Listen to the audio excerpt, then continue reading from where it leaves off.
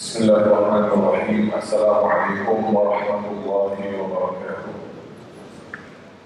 إن الحمد لله نحمده ونصلي على رسول الله وعلى آله وأصحابه ومن اهتدى بهديه واستنى بسنته إلى يوم الدين، وبعد. رب اشرح لي صدري ويسر لي أمري واحلل عقدة من لساني يفقهوا قولي.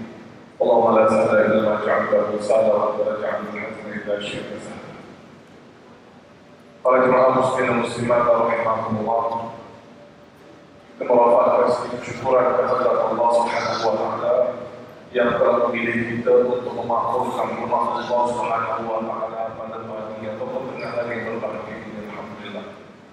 Para hadirin, para masyayikh, para alim ulama, saya tidak akan mengambil masa yang panjang dan insyaallah saya berikan lebih banyak ruang serta peluang bagi saya dan hadir di tamu kita untuk menyampaikan tausiah tersebut bertazkirah. Alhamdulillah, kita menyambut Maulid Nabi sallallahu alaihi wasallam dan ini bergembira dengan kelahiran Nabi sallallahu alaihi wasallam.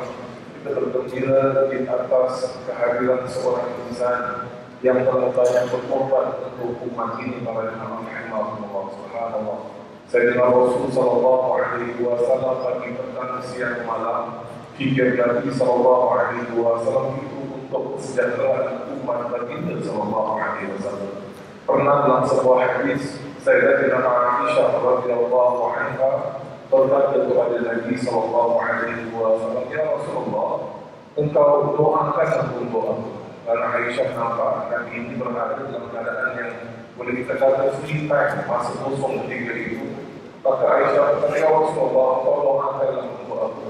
Maka Nabi mengangkat kedua tangan dan mendoakan untuk Sayyidatina Aisyah, "Allahumma ighfir li Aisyah ma taqaddama min dhanbiha." Ya Allah, engkau ampunkan bagi Sayyidatina Aisyah apa yang terdahulu daripada dosanya, wa ma ta'akhkhar, dan apa yang akan datang, wa ma a'lanat wa ma asarrat, dosa yang beliau zahirkan dan dosa yang tersembunyi. Subhanallah, doa yang boleh diindahkan para jemaah.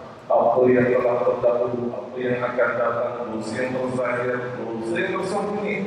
Maka dalam sebuah riwayat Sayyidatina Aisyah radhiyallahu anha begitu gembira sampai terpolik, kerana gembira sangat mendapat doa Nabi sallallahu alaihi wasallam.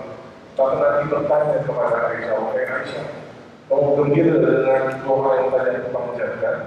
Maka Aisyah menjawab, "Siapa tidak gembira ya Rasulullah?" Subhanallah, siapa tidak gembira ya Rasulullah? Maka Nabi menjawab, "Itu adalah doaku untuk umat aku di penghujung setiap salat. Itu adalah doaku untuk umat aku di penghujung setiap salat." Nabi SAW ingatkan umat. Nabi SAW doakan umat. Nabi inginkan kebaikan untuk umat. Maka memang menjadi satu kewajiban bagi umat untuk membalas cinta dan kasih Nabi SAW dengan cinta dan kasih juga kepada Nabi Muhammad SAW.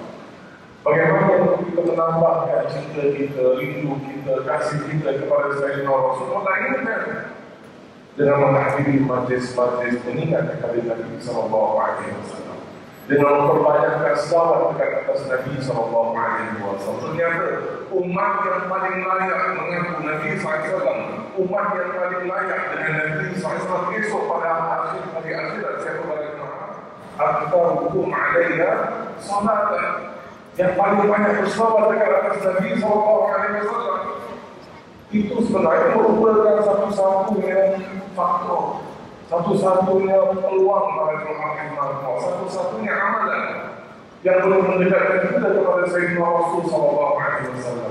Cinta kepada Nabi itu sebahagian di antara iman, dan tanda dan bukti orang yang cintakan Nabi SAW adalah dengan memperbanyakkan amalan saleh, adalah dengan memperbanyakkan selawat dekat atas Nabi SAW. Para sahabat radhiyallahu anhum ajma'in, para jemaah, ada yang mengorbankan jiwa dan raga, ada yang mengorbankan harta, ada yang mengorbankan rumahnya. Sebagai contoh Al-Arqam ibn Abil Arqam, rumahnya dikorbankan untuk Nabi supaya dapat dijadikan markas di awal Islam. Ada yang mengorbankan semua hartanya seperti Sayyidatina Khadijah radhiyallahu anha. Sebelum Islam beliau ini seorang businesswoman kaya raya terniaga. Semuanya diberikan untuk Nabi sallallahu alaihi wasallam. Ada yang mengorbankan jiwa dan raga. Ada seorang sahabat namanya Tauban rahimahullah. Beliau sampai ketika lagi menyaksikan beliau ini dalam keadaan yang boleh dikatakan tenang dan tidak terurus keadaannya. Seolah-olah macam tidak makan, sedih, stres, semua. Maka Nabi bertanya kepada Tauban, kenapa keadaan kamu macam ini? Adakah kamu ini memerlukan kepada istri, memerlukan kepada makanan cukup atau tidak dan sebagainya?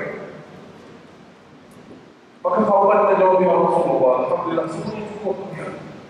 Akan tetapi aku ini terfikir, ya Rasulullah, itu yang bisa.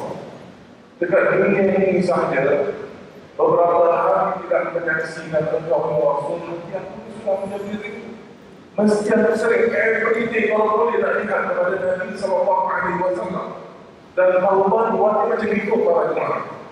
Dia ini setiap hari 5 waktu salat, subhanallah, dia hadirkan diri dekat masjid Nabi SAW. Sudah terkenal dekat masjid Nabi di sebelah kanan itu satu power, itu satu pucu itu.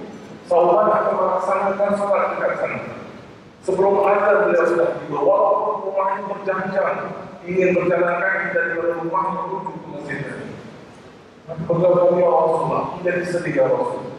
Kerana aku berfikir hal keadaan aku besok yang di akhirat. Kalau Allah Subhanahu wa Ta'ala takdirkan aku ini masuk ke syurga, aku dengan syurga itu jauh berbeza. Nabi Firdaus Ma'ala, syurga yang paling tinggi. Maka bagaimana keadaan aku besok di hari akhirat ya Rasul? Walaupun dapat masuk ke syurga, tapi tidak dapat menyaksikan engkau sahabat Nabi. Maka Nabi menjawab, ya Tauban, fa'a'ini, engkau bantulah aku dengan memperbanyakkan melaksanakan sujud. Dalam arti kata lain aku bagaimana memperbanyakkan amalan saleh. Itu satu-satunya bukti orang yang cintakan Nabi sallallahu alaihi wasallam. Dizahirkan amalan saleh dalam kehidupannya. Apa yang Nabi sallallahu alaihi wasallam suka itu menjadi kesukaan. Apa yang Nabi SAW benci, bahkan kita jauh dengannya sejauh-jauh mungkin. Itu satu-satunya bukti orang yang cintakan Nabi SAW. Bukan hanya dengan tutur bicara, bukan hanya dengan tangisan, tapi yang Nabi SAW tutur atau untuk tersahir dalam amalan dan perbuatan. Alhamdulillah, insyaAllah.